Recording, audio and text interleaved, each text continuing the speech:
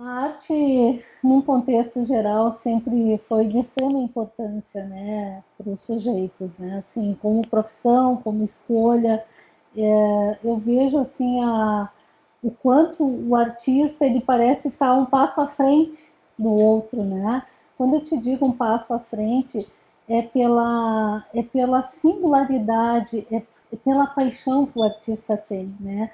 A escolha da arte, ela sempre está vinculada muito a uma paixão do viver.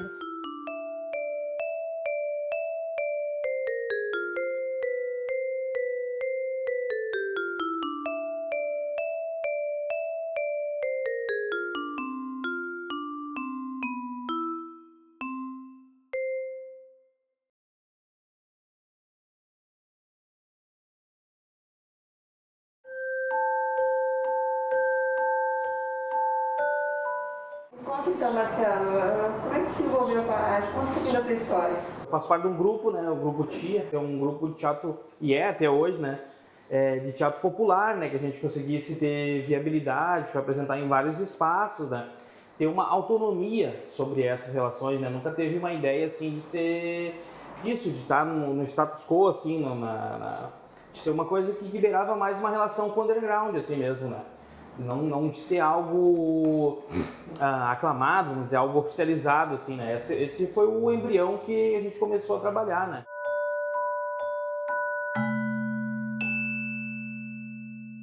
Como é que surgiu então a vontade de trabalhar com artesanato? Isso tem mais ou menos uns 10 anos. Na verdade, estava passando por um momento em que eu precisava desestressar e o artesanato surgiu na minha vida e virou uma paixão. De lá pra cá eu venho fazendo muita coisa nesse mundo. Um pouquinho da tua história então, e tu entrou na arte do grafite? O grafite entrou na minha vida em 2011. Então eu já desenhava, sempre gostei de desenhar, né? Desde sempre. E quando eu, enfim, morei assim no Guajuviras, né, na periferia, né, então eu sempre via aquele movimento do grafite, o pessoal pintando e tudo, né, mas eu nunca tive a coragem de pegar e pintar e tudo, né, mas sempre tive essa vontade.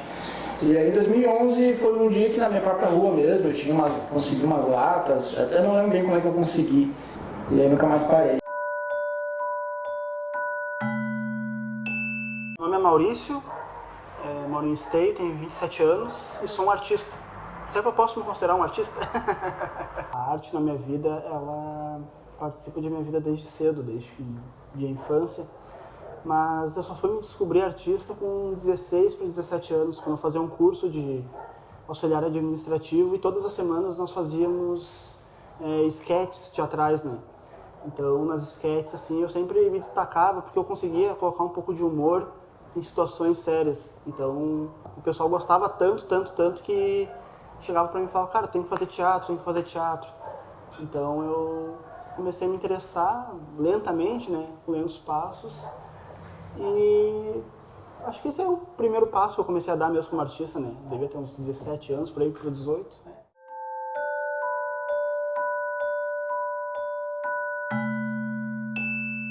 Sou Kiko Prata, então, músico aqui de Canoas, tenho 43 anos, fiz agora dia 1º de janeiro. Comecei com a música bem cedo, assim, com 6 anos de idade eu já comecei a fazer aula, assim, tinha uma professora que morava em frente à minha casa, que ela já é falecida, a professora Delfina Ferrari, que ela dava aula para crianças, assim, eu comecei a me interessar por música muito cedo, porque meu tio, irmão da minha mãe, tinha um violão, ia lá pra casa, ela tocando, eu ficava sempre em volta daquele violão, incomodando ele, até que ele me deu aquele violão dele lá, e eu comecei a estudar ali com 6 anos de idade na frente de casa. Eu comecei a ensaiar, ter uma banda, assim, meio de garagem, assim, com os amigos do colégio, estudava no La Salle, ali até os 16 anos estudando no La Salle, a gente começou a ensaiar. Começamos a tocar cover, músicas de outras pessoas, né? Se apresentar por aí, por Canoas, dos X da cidade, em alguns lugares, assim, tocando por cerveja e X salada. Nem era cerveja, era refri naquela época.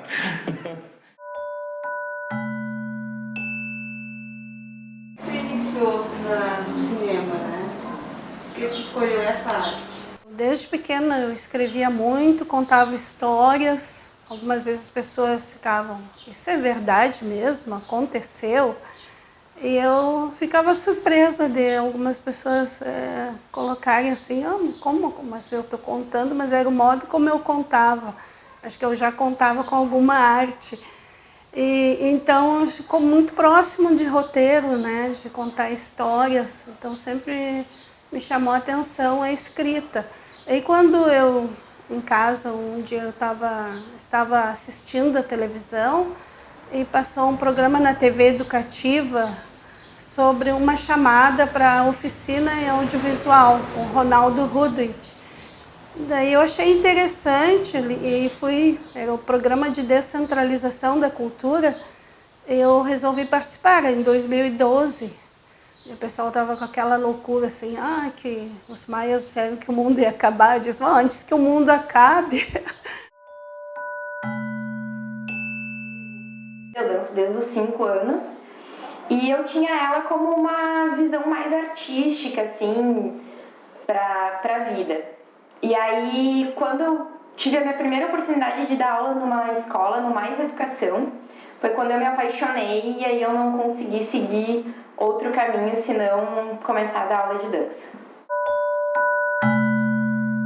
O presidente da Escola de Samba Negritude de Esteio, atual bicampeão do Carnaval, tenho 43 anos. Como carnavalesco, ela inicia no ano de 1999, quando eu fui convidado para fazer parte da harmonia musical da Escola de Samba de Novo Hamburgo, Protegidos da Princesa Isabel, onde ainda as harmonias eram compostas, né, de teclado nas harmonias e eu fazia teclado. Aí depois foi banido o teclado e eu comecei a cantar nas escolas de samba. Passei por Bambas da Orgia, Império Zona Norte, Estado Maior da Restinga, escolas no interior também do estado, Unido São José de Cruz Alta, Arara da Vila, em Cachoeira do Sul, e por aí afora.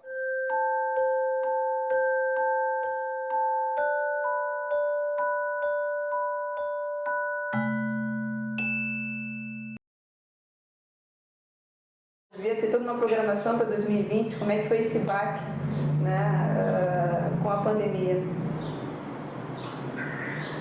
Pois é, eu acho que o baque para mim da pandemia foi muito mais psicológico, né, do que, no meu caso, foi câncer, né, e o psicológico afetou todo o meu ser, né.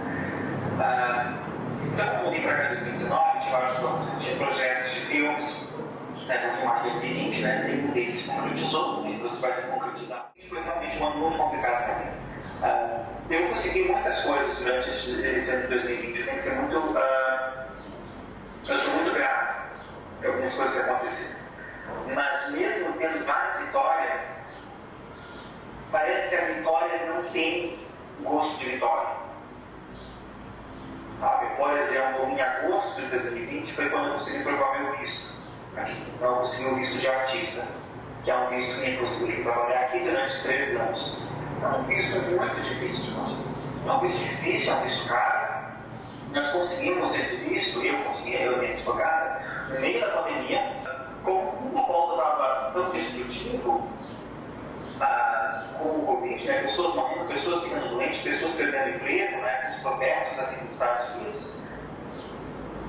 E eu consegui isso, mas não me senti nem um pouquinho melhor. Por volta de maio, né? Com essa pandemia, eu peguei esse emprego como diretor criativo, né? Dentro dessa non-profit, dessa ONG.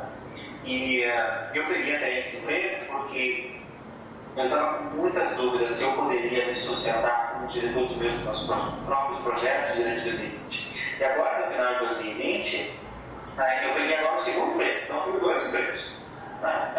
Pois é, e esse segundo emprego é também tempo integral. E o que você vai ter para trabalhar nos seus próprios projetos? Não vai ter nenhum. Em 2021, provavelmente nenhum projeto meu vai acontecer. Em Portugal, os profissionais de animação, sendo que, no meu caso, a minha profissão, a que me paga, não é, regularmente é de professora do ensino superior, E todas as outras tarefas ou não são pagas ou são pagas pontualmente por serviço. Enfim, avaliações que eu faço de projetos ou de outras dentro da animação. As produtoras em Portugal são unipessoais. Estas são empresas de um produtor que depois contrata profissionais à medida da fase do projeto. Não é? Portanto, as pessoas têm trabalho durante aquela fase, a fase de desenvolvimento, de pré-produção, enfim, para aquela tarefa, acaba a tarefa e acaba o contrato. Não é? Mas tem havido trabalho.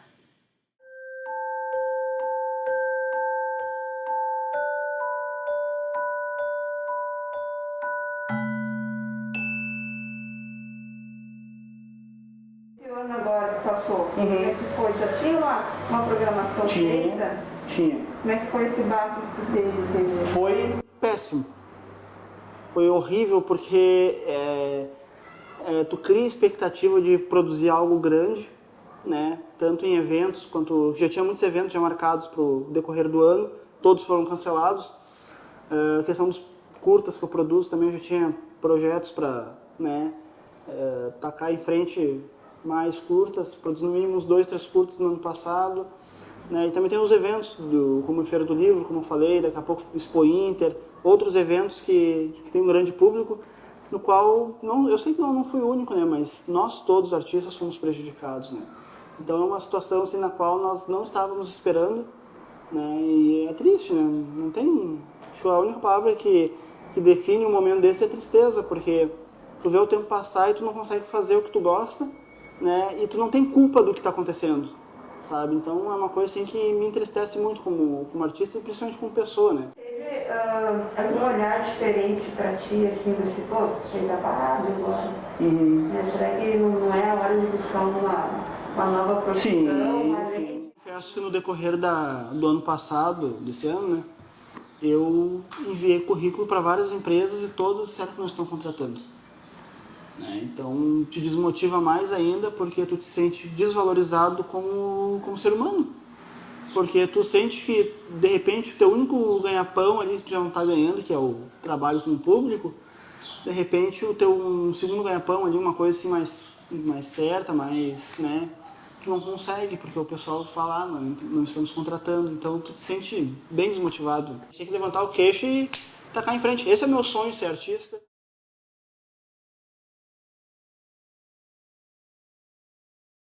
No início de 2020, no Réveillon de 2020, a gente fez 2 shows, né?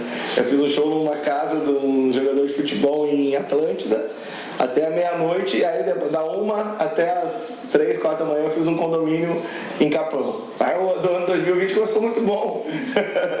O ano de 2020 começou muito bom, tocamos no carnaval deles lá e tal. E aí eu tinha uma agenda muito boa já em 2020 marcados, de shows com 2 meses de antecedência já tinha marcado, assim, eventos eventos de tatuagem que ia ter no shopping aqui em Canoas, muita coisa legal marcada já. E aí no dia 14 de março, que tava aquela, será que vai parar? Será que não vai parar? Se vai parar umas 2 semanas só, as pessoas imaginando. Dia 14 de março eu fiz o último show com banda, que foi em Encantado, no St. Patrick's, e Encantado num pub lá em Encantado. Depois, na segunda-feira, na terça-feira, começaram a desmarcar todos os meus shows, assim. A minha agenda, o meu rendimento, que dependia basicamente dos shows e das aulas, foram cancelados, assim, de uma hora para outra, assim. Questionou, assim, nessa época, assim, olha, que tal tu achar uma outra opção de... Não, eu tive bastante apoio, assim, tanto da minha namorada como da minha família. A gente, pelo fato de eu e meu irmão serem músicos, então a gente viveu, conversou muito sobre isso, né? A gente pensou muito o que a gente poderia fazer, outra alternativa. Mas como a gente é uma a nossa natureza, a gente é a música, a gente ama a música e a gente faz isso com prazer e gosta de fazer isso. A gente viu nas lives uma grande saída, porque era uma coisa que tu continuava fazendo e continuava recebendo. É claro que o valor que tu recebia numa live que tu fazia não chegava a uma semana de trabalho que eu tinha tocando de terça a sábado com cachê fixo, né? Então o valor diminuiu muito, a gente aprendeu a viver com menos, né? A gente aprendeu a viver com menos valor mensal e continuamos fazendo aquilo que a gente gostava. Claro, daí nesse meio tempo eu estou reativando minha carteira de psicólogo, para não se sabe daqui para frente o que vai acontecer, né? Daqui a pouco vem um outro vírus aí, não sei. Os meus alunos também diminuíram bastante o número de alunos, assim eu consegui continuar dando aula virtual, dar aula online assim para as pessoas, mas é uma coisa que eu tive que eu tive que reaprender a dar aula, né? De uma outra maneira, porque está acostumado a dar uma aula na presença da pessoa é uma coisa, agora pela internet, nunca tinha feito essas aulas virtuais, via Skype, Zoom, essas coisas assim, mas me adaptei rápido. Quando começou, assim, no outro mês eu já estava dando aula online, entendeu? Eu já estava fazendo. Os artistas foram meio que abandonados nesse meio tempo, assim, eu digo porque se tinha solução para quase todas as profissões, mas para os artistas a gente não via nada. A gente não via nenhuma preocupação em geral, assim, porque, claro, a gente entende que essa questão da aglomeração não tem como fazer ainda, né? Mas as alternativas que chegavam, por exemplo, drive-in, né? Pô, mas o drive-in só fazia banda conhecida, que lá no drive-in só a banda que era conhecida. E aí como é que tu vai botar uma banda que não é conhecida? Como é que as pessoas vão pagar pra ver uma banda que vai tocar covers? Ficava uma coisa assim, então a maioria dos artistas ficaram de fora dos grandes planos de retomada comercial. Essa música que eu tô lançando, A Dama e o Coringa, o nome da música, da carreira solo, é uma música que eu tinha gravado há mais de 5 anos já com o Jacques da Rosa Tatuado e nunca tinha lançado, porque eu comecei a tocar muito, não tinha tempo de divulgar, e às vezes eu não estava mais focado na carreira solo, de música própria, música autoral, estava focado em música cover, né, fazendo cover e tal. Aí na pandemia o cara vai pensando, não, vou retomar essa música, vou fazer um canal no YouTube melhor, vou melhorar o Instagram, e assim tu vai melhorando as coisas, né. Espero que a gente volte, que a gente consiga passar por essa, que todo mundo consiga se encontrar de novo aí nos shows e nos planos. Partir suas mãos.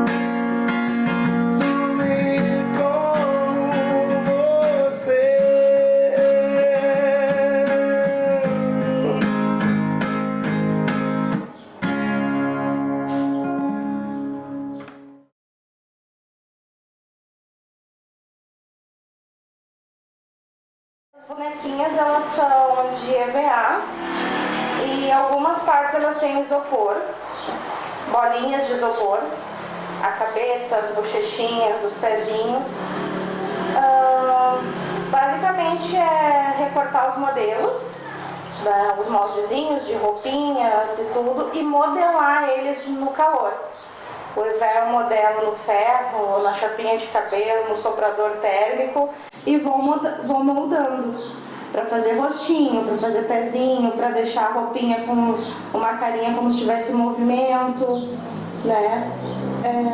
Para não ficar com aquela cara do EVA, tipo trabalhinho de escola recortado. Foi o ano passado? Foi um choque. De uma agenda fechada em abril que eu não tinha mais horário para atendimento, de repente em março eu me vi sem fazer nada. Eu já não tinha mais agenda para março e abril, com nenhuma data disponível, e do dia para a noite isso foi por água abaixo. E se reinventou como? Então, comecei a fazer bisnaguinhas de álcool gel. Já que todo mundo tem que usar álcool gel, comecei a fazer bisnaguinhas de álcool gel decorada como um chaveirinho. Foi o que eu achei para fazer durante a pandemia, para não parar 100%. Chegou a esse ponto a te olhar de uma outra forma, a achar um outro caminho? Isso é uma coisa que quando a gente resolve trabalhar com arte, a gente ouve muito, né? Isso não dá dinheiro, você é maluca, largar teu emprego para trabalhar com isso. Então, sim, ouvi bastante durante a pandemia. Tipo, agora tu vai ter que arrumar outra coisa para fazer. Não tem. Mas isso não veio tipo, das pessoas mais próximas que são importantes para mim. Mas acabava ouvindo de uma outra pessoa. Uma amiga que começou a fazer esses kit festa em casa, disse, não, vamos agregar, vamos trabalhar junto. Né? Vamos fazer coisas menores, mas o pessoal continua fazendo comemorações em casa, então vamos tentar. Claro que não chegou perto do que era antes, mas já deu um alívio, essa é a palavra. De tipo, não tá tudo perdido ainda, dá pra gente pensar. Vou fazer o que eu gosto, eu vou fazer o que eu amo, eu me tornei uma pessoa mais confiante, mais feliz, sabe? E eu acredito sim que o que eu faço hoje, que o meu trabalho é importante. Ele leva alegria para outras pessoas, sabe? Eu trabalho muito com as bonequinhas personalizadas de fofucha que são para presentear.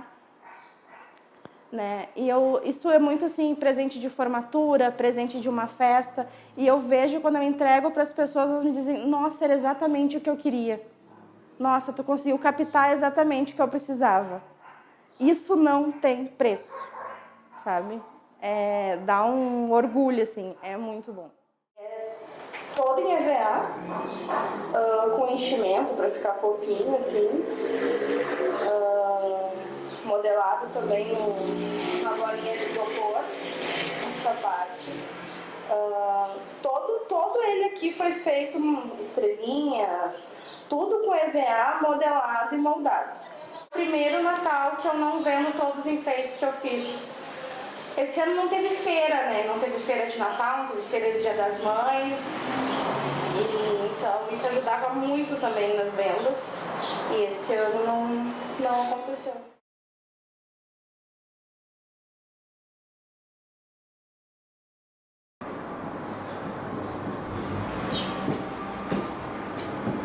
Como foi o ano de 2020 para ti?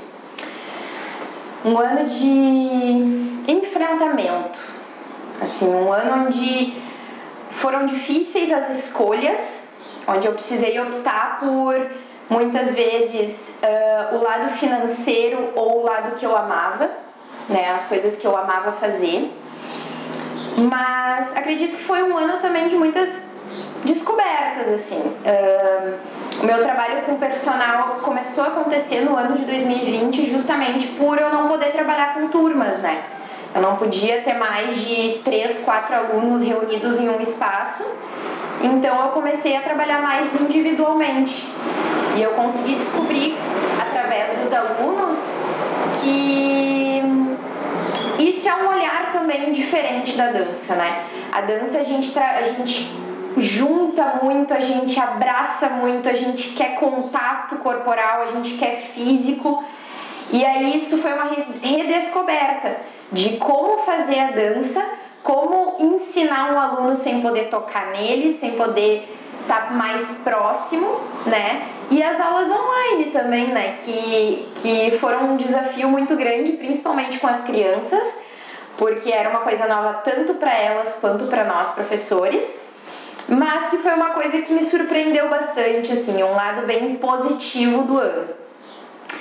Mas também foi um ano onde as dificuldades financeiras me fizeram ir para outros lados, né? Procurar outras formas de trabalho, outras formas de renda em si.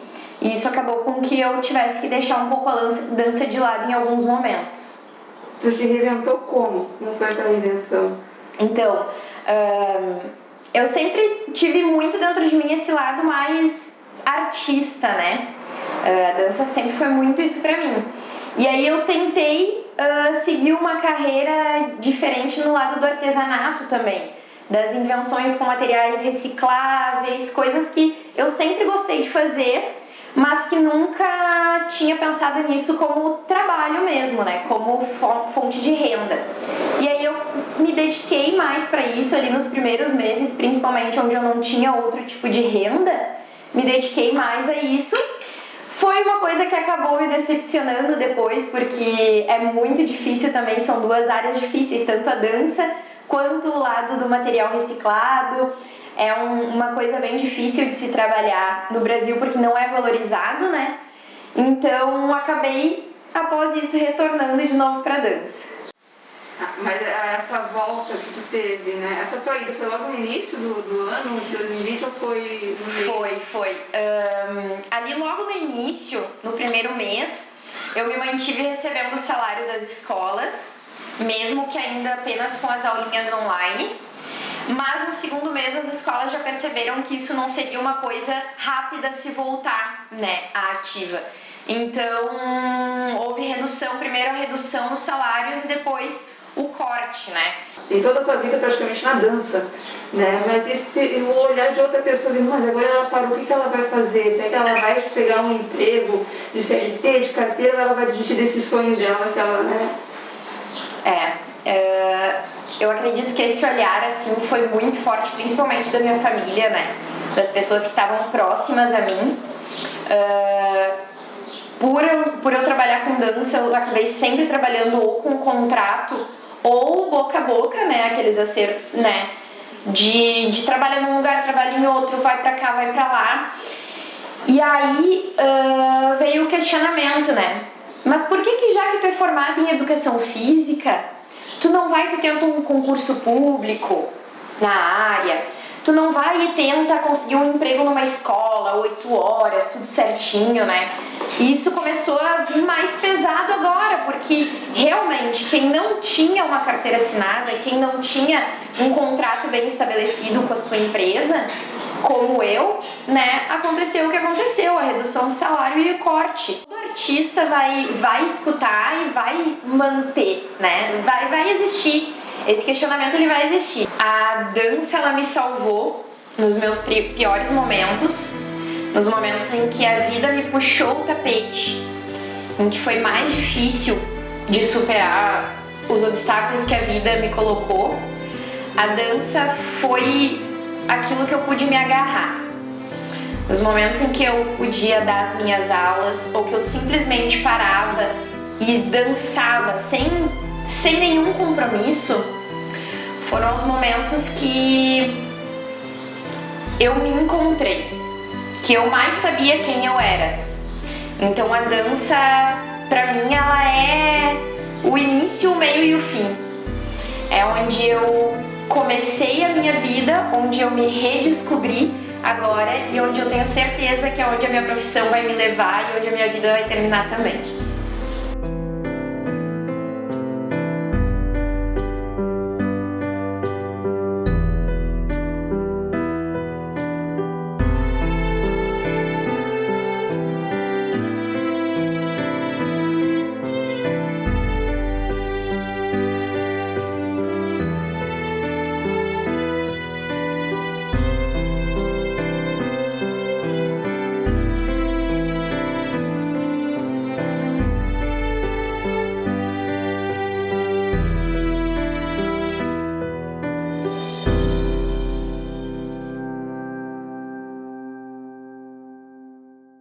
eu sempre penso no artista escolhendo quando num caminho, né? Vamos pensar num caminho, né? Quando se começa a fazer escolhas, né? O artista, vamos pensar assim, aquilo que o outro projeta em ti, né? A arte sempre foi uma escolha muito difícil nas nossas vidas, né? Porque ela anda sempre à margem, ela nunca é de um reconhecimento maior. A não ser quando nós temos artistas aí com certos renomes e que conseguem se sustentar, né? Então eu penso num caminho, né? Onde tu chega numa encruzilhada e ela tem 3 possibilidades, né? A possibilidade daquilo que as pessoas desejam para ti e aquilo que o artista realmente quer. Tu não pode andar pelos 3 caminhos, tu tem que fazer a escolha.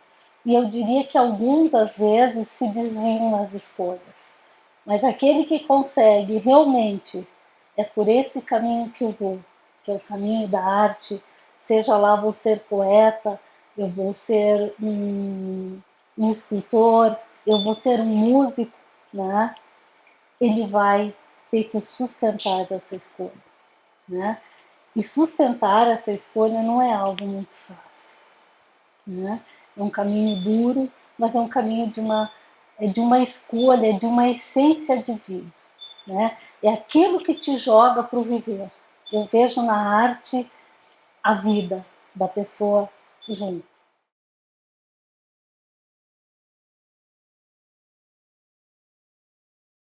Passou, já tinha projetos para ser realizados, já estava tudo certo, já tinham equipes montadas, o que tu... Sim. Foi esse baque, né, do passado? Foi muito difícil porque nós estávamos realizando um projeto de curta com a Leris Seitifus, que é como é que eu vou dizer, minha mão direita, mão esquerda, ela estava sempre nos auxiliando nos projetos.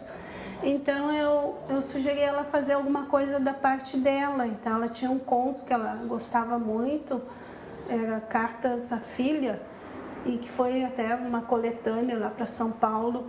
Aí ela ofereceu se eu gostaria de filmar. Daí eu disse, vamos fazer. E foi isso que a gente fez em 2019. A gente conseguiu uma equipe pequena, né?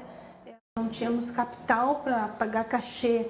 Então teve que ser um trabalho mais, assim, entre amigos, uma realização entre amigos. Então teve o cineasta que ela indicou o que fez a filmagem, né, e edição. E eu entrei com a direção junto com ela, conseguimos a menina para atuar, que foi uma pequena Miss de Porto Alegre, a Bruna Casper, e mais o irmão, assim, foi tudo entre amigos e família. A menina dela ajudou no figurino, então é um trabalho bem restrito quanto a gastos, né? A gente não tinha capital. E fizemos a filmagem em 2019 e faltou editar, foi no período de 2020, que daí ficou com esse amigo da família, o Edson Oliveira, que fez a edição, mas a montagem a gente ia dando as linhas para ele como a gente queria, que a gente já estava com o filme, né, vendo o que tinha que sair, o que era importante ficar. Então a gente fez um trabalho em parceria, montagem, edição, e era tudo isso ficou no ar, porque ela veio a ser vítima da Covid, né, e veio a falecer. Foi muito trágico para nós, e daí a gente ficou assim sem saber que fazer, né?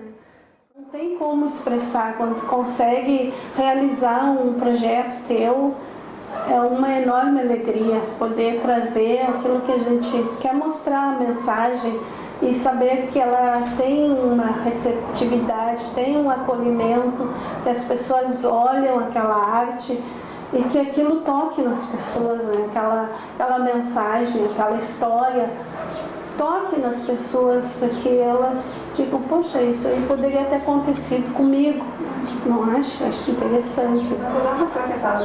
É isso aí.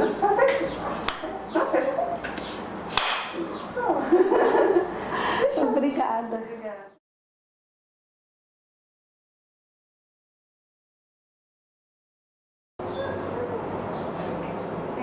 Esse ano de 2020 para ti foi esse impacto? Olha, foi um ano diferente, né, total, porque como eu já tinha esses planejamentos, eu tenho outros amigos também que a gente já tinha outros planos para fazer uns projetos juntos e tal, então tudo mudou, né, depois das coisas que aconteceram. Eu estava começando a ter uma agenda bem legal assim de clientes para fazer trabalhos fora, então estava bem legal mesmo. E aí quando surgiu notícia de pandemia, que tudo ia parar, então ela meio que desapareceu, sabe? Acho que foi ali março, abril, foi acho que os meses mais complicados assim, né?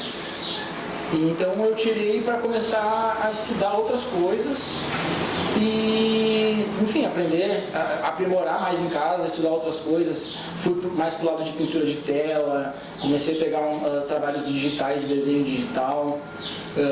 Pintei pouco na rua, quase não pintei na rua nesse momento também, né?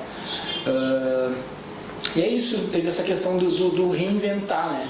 E aí eu comecei a investir mais para esse lado, né?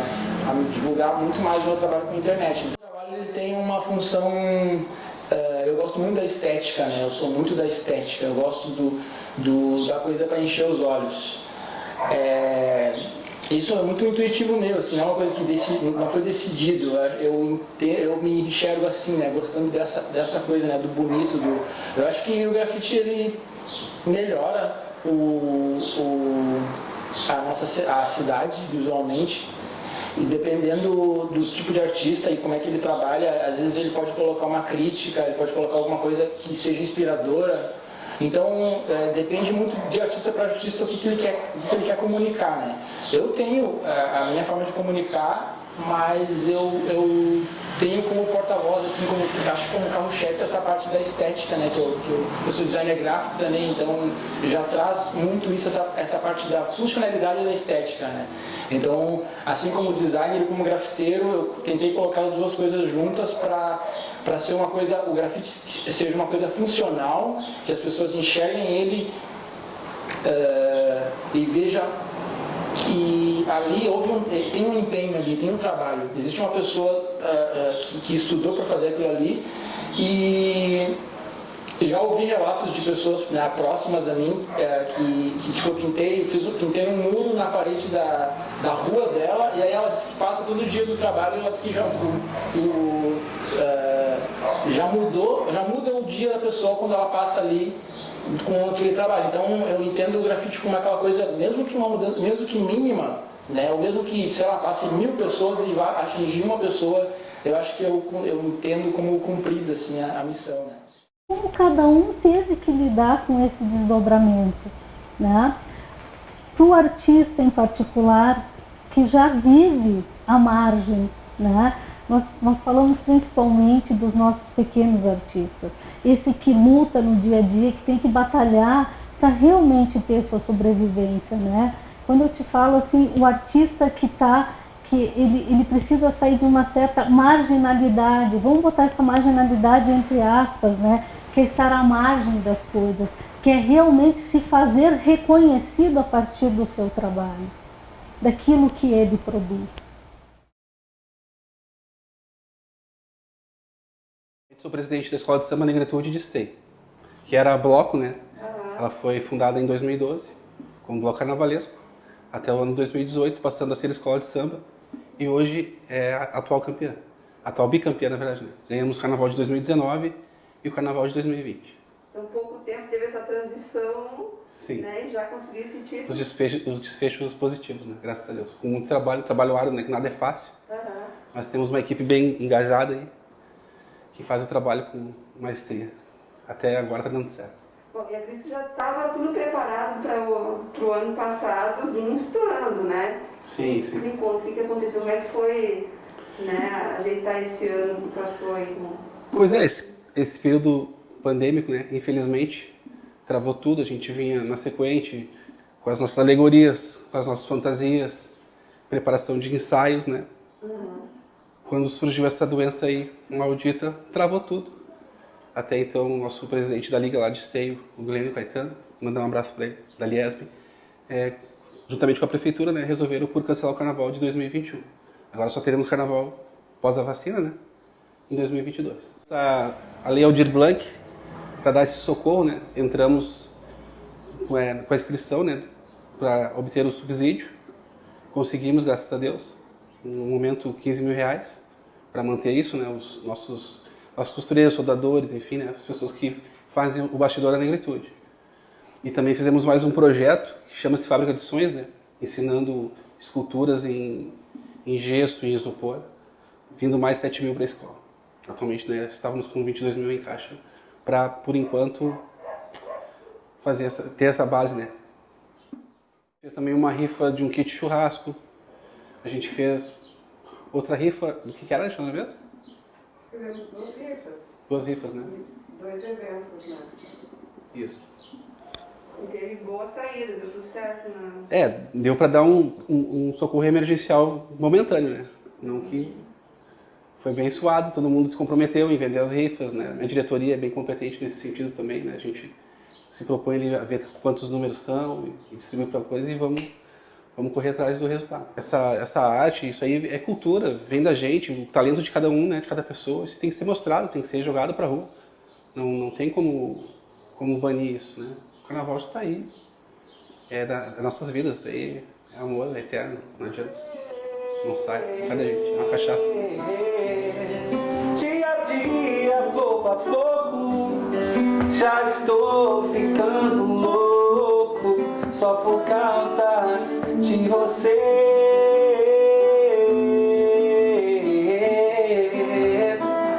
Que se chama amor.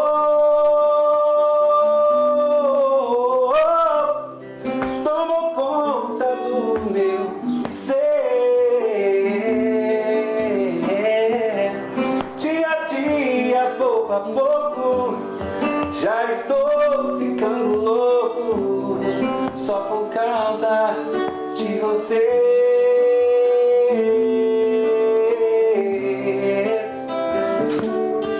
De você. Só por causa de você.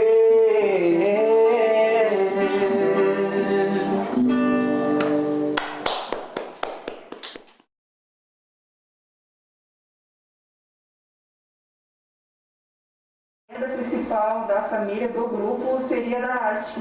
O que? A renda? É. Não só a principal, como a total. A gente faz isso 24 horas por dia, 7 dias por semana. Então, 2020, como é que foi esse baque, né? Psicológico, financeiro, né? Sim. Que deve ter... É bem louco, né? Essa coisa quando fala assim, vamos ter que se adaptar, Porque, na verdade, o teatro, né, as artes em geral, não vem de um momento muito legal, assim, né? Nunca foi assim, estável, ou tranquilo, ou ideal, né? Mas nesses últimos tempos estava muito complicado, né? Então a gente já estava num panorama complicado, né? E aí essa coisa da pandemia foi como para todo mundo, a gente viu isso vindo, né? De outro lugar, chegando, com dúvida, né? Se vai ter aqui, se não vai, né? A gente estava cheio de perspectiva, na verdade, para 2020, né? Assim, de coisas que ia acontecer, do festival. A gente ia fazer 10 anos do Festia, que é o Festival Internacional de Teatro, né? Que a gente organiza em Canoas e vem pessoas de vários lugares de fora do país também, né? Esse ano a gente queria fazer uma coisa especial, como é a 10ª edição também, né? E isso estava tudo programado, assim, né? Até algumas possibilidades de apoio, que é super difícil ter, né? E aí essa coisa da pandemia nos pegou no meio do caminho sem a gente saber o que era, né? Porque era algo não, né? E é uma coisa invisível, né? E também tu não... Parece que ninguém sabia lidar com isso, né? Eu acho que a gente tem um problema também, governamental, que nesse momento, assim, assolou muito, assim, essa questão de organização, né? Dessas possibilidades da gente poder ter uma salvaguarda em relação a isso, né? Das questões da pandemia, uma organização, até esse exato momento agora também a gente está nessa mesma, né? Porque ninguém foi vacinado, não sabe como... O Conselho Municipal de Cultura se organizou, né, numa frente que se chama Frente Emergencial de Cultura, né, e conseguimos arrecadar um número grande de cesta básica para poder justamente distribuir para alguns artistas que estavam com algum problema, né? E não foi algo, a gente estava com muito cuidado para não ser algo assistencialista, né? E no fato não foi só aquele momento, a gente continua e está em contato com os artistas, está vendo como pode fazer, tem levado esses ranchos aí, as pessoas podem fazer consultas psicológicas de graça, a gente conseguiu essas assistências na Aldir Blanc, né, que é o mote também que nos possibilitou estar falando aqui agora. A gente conseguiu organizar, assim, quem estava mais acostumado a fazer projetos, pegar algumas pessoas que não estavam acostumadas a fazer projeto, não tinham essa viabilidade, então a gente auxiliou alguns a fazer, né, entendendo que a gente precisava dar uma capilaridade, né, que era a proposta da lei emergencial, né, no caso da Aldir Blanc, de chegar em pessoas.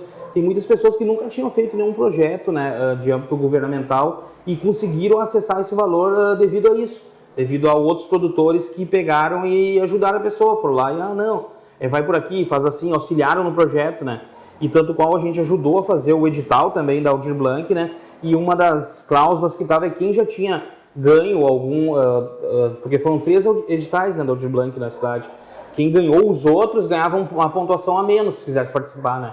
Ou seja, tentando possibilitar com esses que não foram contemplados também fossem, né? Você tem ações que foram legais, sim, que eu acho que surgiram, né, durante esse momento assim, de crise, né? Isso nos estimula também, nos impulsiona, assim, nos dá um gás, né? Para continuar isso, né? Continuar essa pulsação, né? Não quer dar uma entrevista aí? É pra Globo? Já falei que não é pra Globo, rapaz. Então não quer.